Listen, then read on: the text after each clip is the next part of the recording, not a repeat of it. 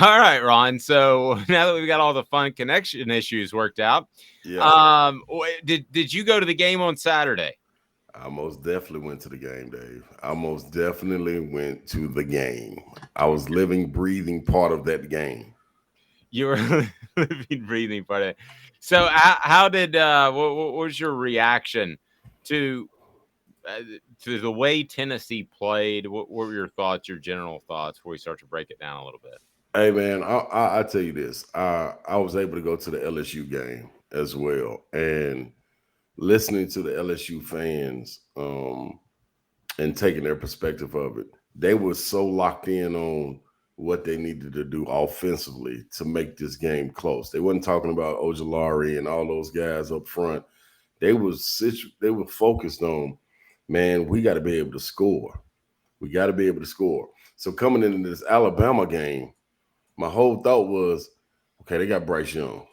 I expected Bryce to play without question, be electric as he always is. Jameer Gibbs was going to be a problem, but I still felt like, man, with the weapons, even if Tillman didn't play, Ramel Keaton emerging like he was, Brew McCoy, and then Jalen Hyatt, and then Fant also, throw Princeton Fant in there as well. I just felt like, man, it's too many weapons. It's too many weapons. And Alabama having problems in that secondary. I didn't think, and this is funny, coming from an Alabama team, I didn't think they could get enough stops actually to be able to score. I did think they could score because Bryce he's just different. And then team Gibbs up with him.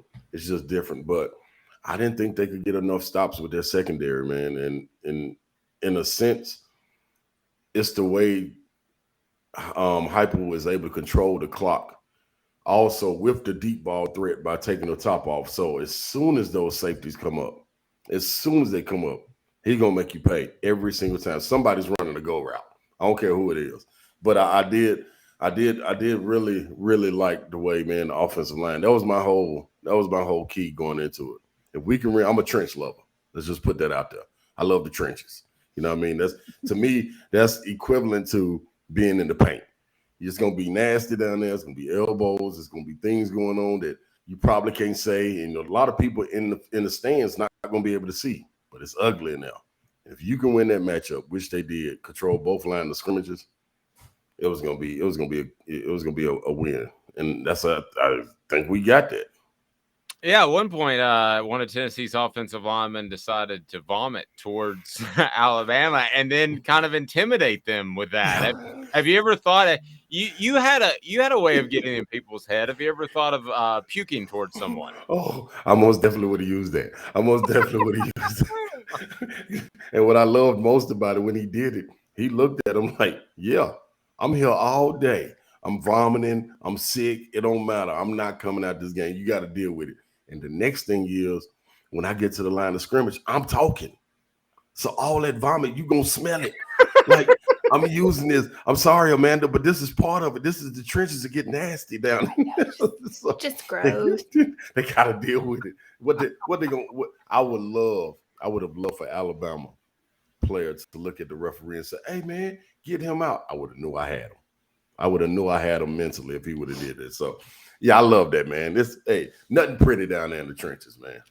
Do you know what the Alabama player said to him? Somebody interviewed him asking about, it was actually defensive lineman, strangely enough, named Yeah. Byron Young. And he said, I just looked at him and I said, "You nasty." And that's it. See, I would have told him, yes, I am. Very. I mean, very. You better not get caught under this pile. I'll vomit on you. That's what I would have told him. I'll Oh, vomit on you. oh, You don't be under that pile. You get pancakes, you're going to get syrup on you.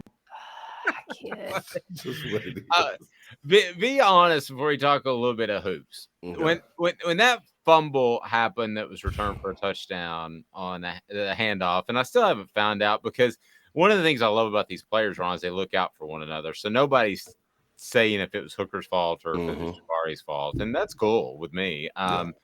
I don't need to know every single thing, although I'm always going to try. But did you think at that point that Tennessee had let it slip away? at that point, man. So I've been advocate all season long of getting rid of BBS, getting rid of the battle ball syndrome. In order to do great things, you got to put positive energy out there. So the entire time when something was going wrong, they may have went 3 and out early. Um, Whatever it may have been, you look at the Florida game, LSU game, all of these things, man. You got to put it out your head, man. Get those negative thoughts out your head, and I'll give the crowd credit. Whatever it is, the positive energy, whether it's from Eckler, whether it's from Heupel, whether whoever it's from, Tim Banks in the locker room with his speeches, it's spilling over into the crowd. Because everybody around me, when that fumble happened and they scored, everybody said, "Hey, don't worry, we're about to go back on offense." And I'm sitting there like, wow, y'all are right. like we are, and they can't stop us. The only person that can stop us is us on offense. If Hooker throws it over somebody's head or something like that. But other than that, it's for the picking, man. I really didn't think that it was over. Though the time that I thought, and I had to stop myself, that it was over was when they threw the interception and they got called back for pass interference. When they did that, I was like, I don't know. I don't know how you recover from this. They got a great running back. You can bleed the clock. This will be over with in a matter of time. They got that pass interference. Went down there and missed that kick. Once they missed that kick, it was on. I knew they were going to get in field goal range. It was just a matter of where you're going to be able to get the kick off in time, and they were.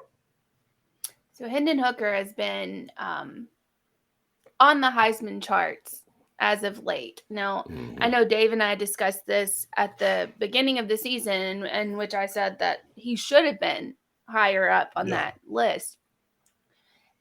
If they go into Athens and they beat Georgia, which I think that they will, I don't think Alabama's defense is that bad. I think Tennessee's offense is that good. I don't see anybody being able to stop them, especially not with the schemes that Heupel is running. It's just he's to me, an offensive mastermind.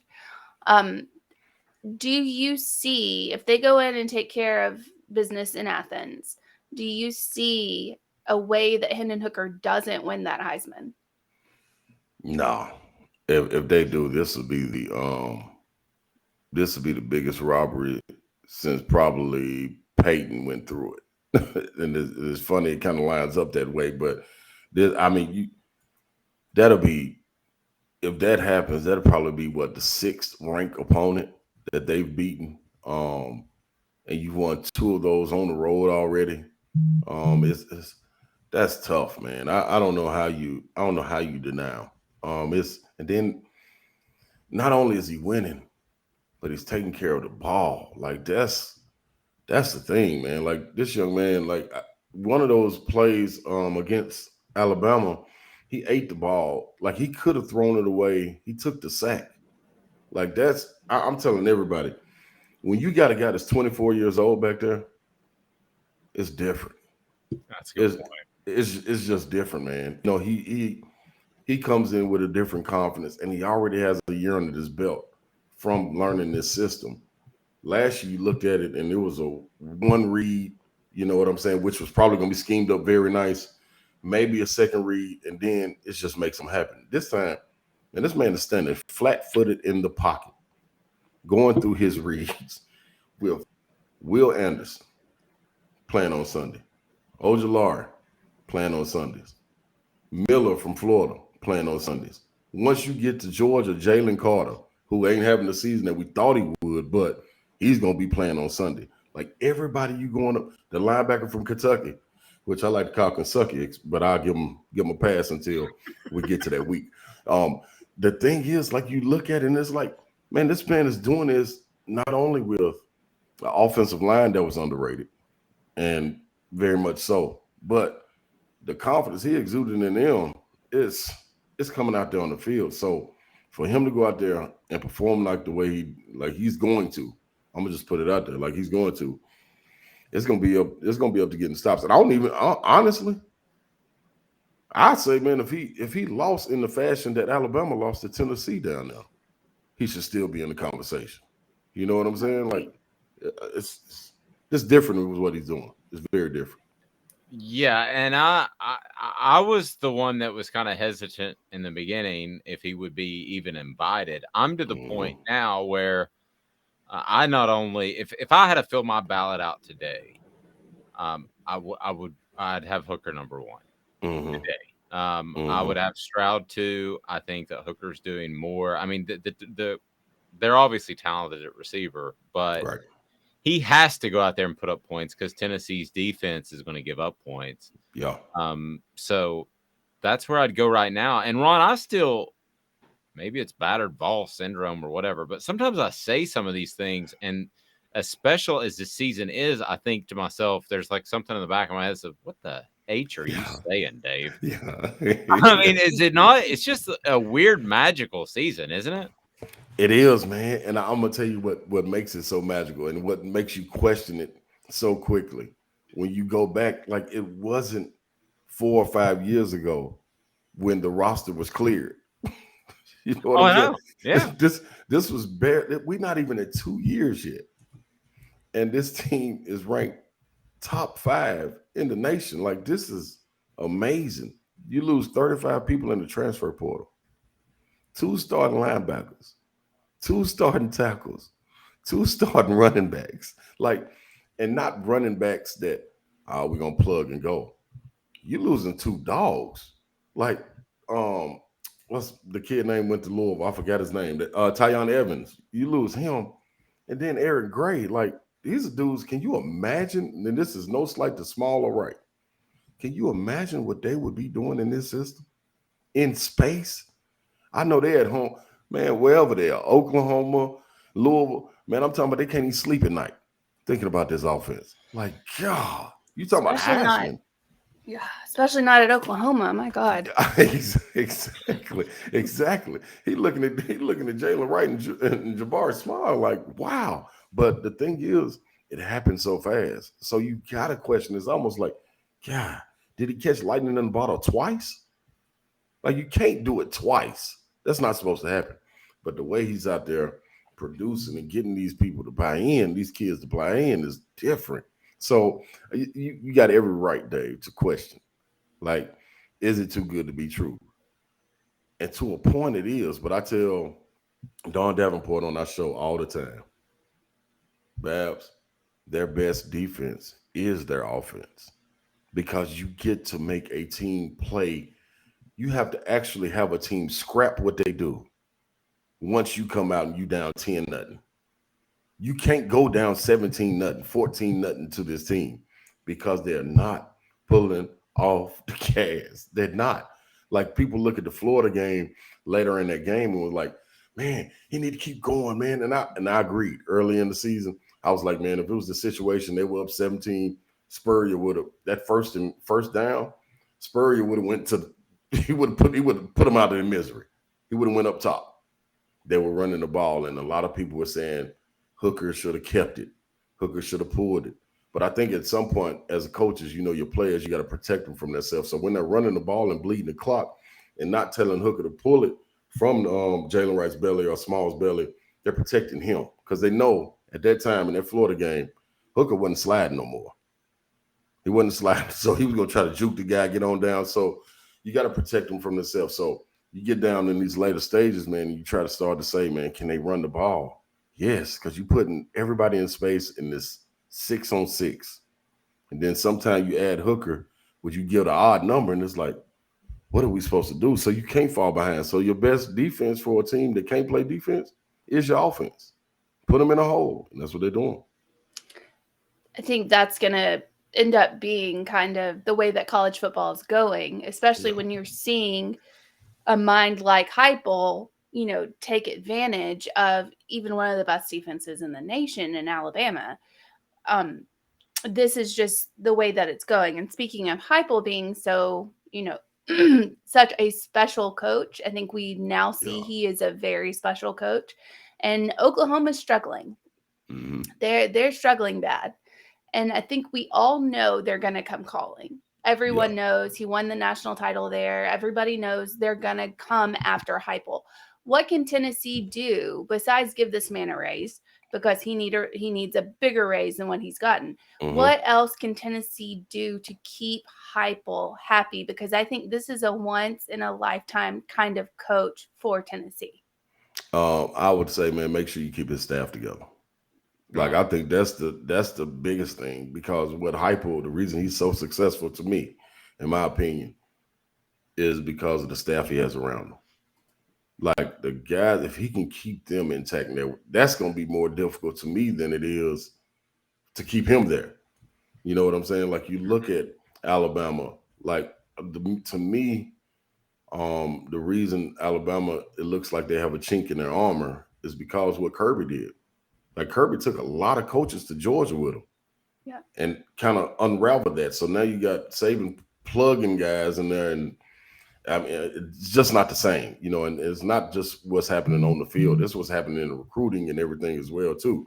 Now you got to add transfer portal, NIL, and all that in too. But I think the biggest thing, man, you be able to keep his staff intact, because you look at it, and I was skeptical of Heupel early on, and not skeptical in the sense like he can't get it done, but more so in, man, when you get up there to Tennessee, a lot of people, just because the down years, don't realize how bright those lights are, you know, and they can catch you and shock you a little bit and surprise you. So I was nervous to see if he was going to be able to handle that. And once I saw the staff he put around him, I was no longer nervous, because you look at recruiting, you look at coaching, development, you get all those things in the guys he got right there with him. And then changing the culture and emotionally getting them tied in, that was different. So I'm sure that Oklahoma would come calling. It'd be a fool not to. I think you also got to look at what Danny White is doing. You know, he trusted him to go get him. And from what I understand, it was a struggle, you know, to make him accept that job at first. You know, and when he did accept it, I think they have a relationship to where he wouldn't want to just hang him out to dry either. You know, it would be different if this was Oklahoma would be a step up from Tennessee, money wise, financially, environment, atmosphere. Like, you really, honestly, you can't beat it. And you just look at the track record of Danny White coming from Buffalo, and then UCF, and so forth and so on, and all his coaches. They always seem to remain a little happy. It was just Scott Frost leaving. That was a shocker. But, I mean, there was home calling, and that was a step up. But that's not what you get from Tennessee to Oklahoma. Not to me, especially nowadays in this day and age, and when you got NIL and things in place, that they sold out Akron. I was around a lot of great teams, man. Watching them run through the T. They ain't selling out no Akron. I don't care if you got to give the tickets away. Ain't nobody. They're not coming to Akron like that. So what he's got built right there, I just think Heupel loves that, man. And grass ain't always green, especially when you out there mowing your own lawn. I can tell you during the Dooley era, when I was working for ESPN, and I called over there and I said, "Hey, I want to be really upfront. I'm not trying to get a credential because I'm not working, but I do want to take my Sunday game. He's never been to a game because I was always working them." And they're like, "Oh, how many do you need?" You need 4? Do you need a parking pass? What do you need? And I'm like, okay, well, I mean, I guess I'll take 4 and a parking pass. I was just planning on one ticket. Yeah, it's changed a little bit. Mm-hmm. And all across the board. And it's things I want to talk to you in the coming weeks. But this Tennessee basketball team too. Yeah. Goodness gracious almighty.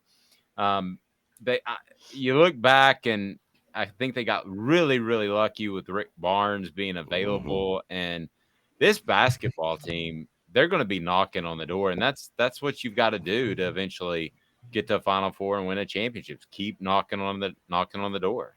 That's exactly what it is. And I think, man, what gets lost in it, Tennessee is you can't say enough words or enough adjectives to say how lucky they are. But I think on the flip side of it, Coach Barnes is lucky too to be able to fall into a place like Tennessee. Reason being, it changed him. You know, he got a makeover when he came. He wasn't the same vibrant guy walking out of Texas that he is right now, sitting in Tennessee.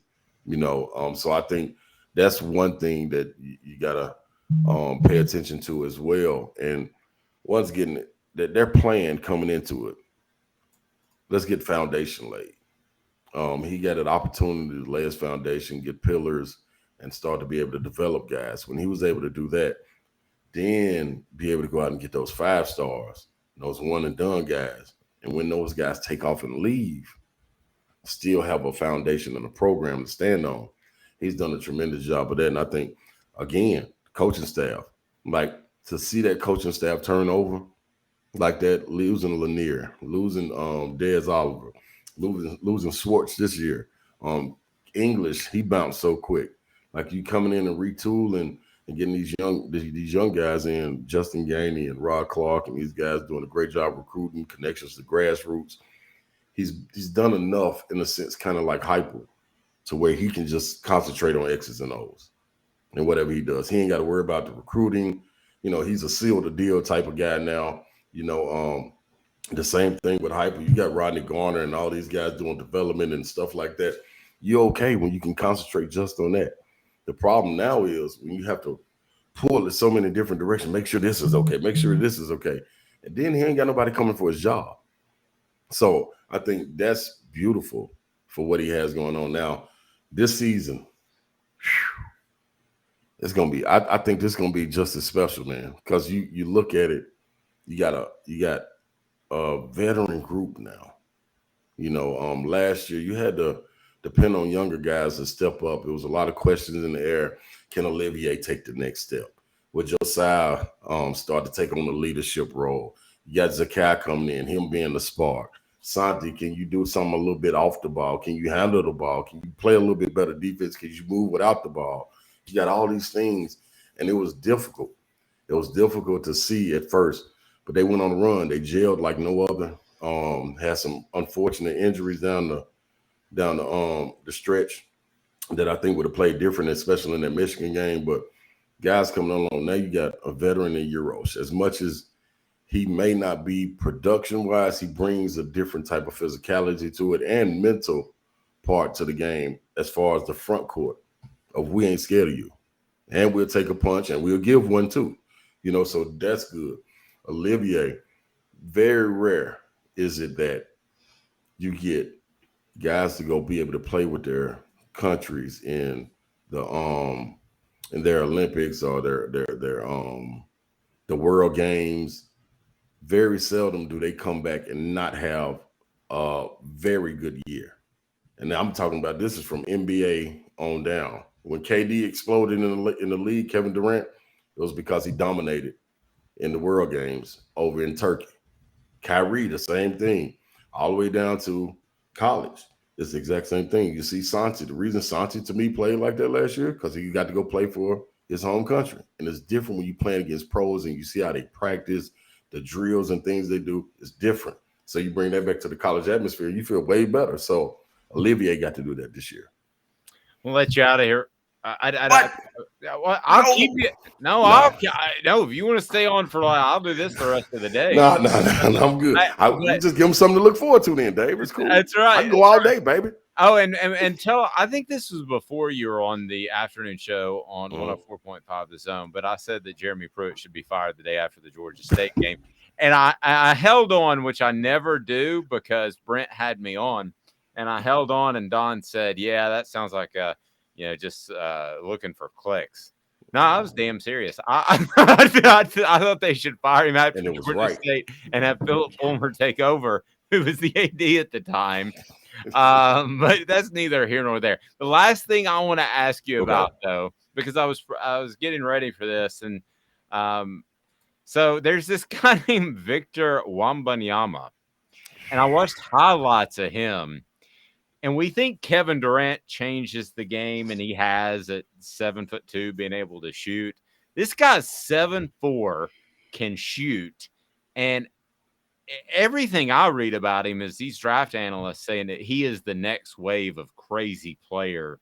He's out of France, and when I'm sure you've seen a lot of him. How goofy, crazy is he? Like elite? Like it's no defense for it. And I hear people like Stephen A. Smith and them saying, man, that like he has the total package, but he gotta get stronger. He gotta get stronger. He gotta get bigger. He has to get stronger within himself to make it through an 82 game season and then the playoffs. Outside of that, he ain't got to be stronger in the game of basketball to where it is now. You ain't got guys down there 275 in the paint. The paint is wide open. If you beat your man, ain't no help side coming. You can do a windmill dunk between your legs, and this guy's 7'4" doing this like so. This is I ain't never seen nothing like this coming. Like I had the opportunity to play against Porzingis before he was drafted, my last year in Portugal, and he could do it all. He hasn't been healthy enough, but the way he's built, this young man Victor, this man grew up playing soccer, so this don't mean 7'4". Like, and so he has footwork. He knows how to be light on his feet. You know what I'm saying? He knows how to run right because that's all you're doing in soccer is running when the ball's in your area. So it's not like he's going to be burly and he got to grow into his bones and he's going to put weight on. He ain't got to do that. The league's not. He's not going to be put at the power forward. This man can play the 1. This man can play all the way to the 5. And there's nobody they're going to give the ball to outside of Joel Embiid or Big Joker that's going to be trying to pound him. Other than that, man, you got trouble. This man is trouble with him in the future. Yeah, he's pretty crazy good. Ron, I can't thank you enough. 104.5 The Zone. I was in the area and got a chance to listen to the station. Super tight. Love the station. Love your show. Obviously, we were touring Vanderbilt's campus because my son wants me to never retire and die broke. So maybe I'll be around your area from time to time because it's looking like that's going to be the case. But Ron, I can't thank you enough. I appreciate it, buddy. We look forward to it each and every Wednesday. No doubt, man. I appreciate y'all having me. I look forward to it. I'll see y'all next Wednesday. All right, Amanda.